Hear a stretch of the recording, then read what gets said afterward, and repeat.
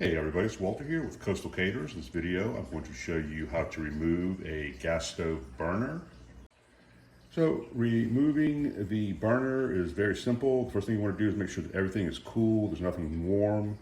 You haven't used the stove, then go ahead and remove the grate. Put that off the side.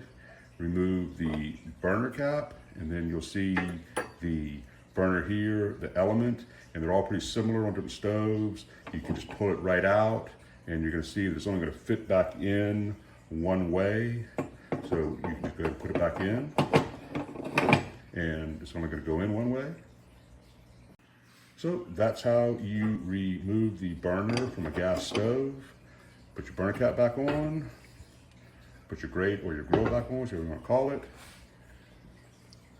We hope this video helps you out. Once again, this is Walter with Coastal Caterers. This is how you remove the burner from a gas stove. I want to thank you for watching, and as always, check out more videos, subscribe, and have a great day.